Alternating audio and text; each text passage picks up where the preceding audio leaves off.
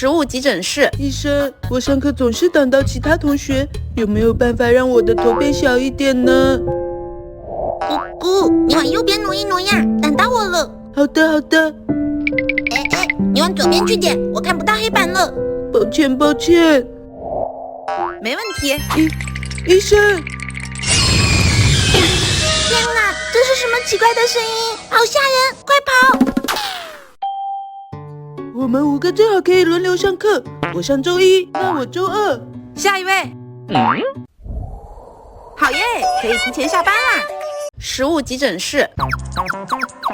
医生，老板总是不说人话，气得我想炸。你帮帮我吧。别气别气，气多伤身。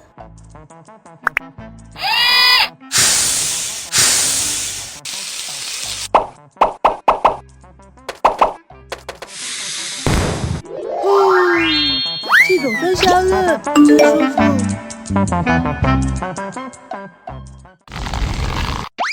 啊！我不干了。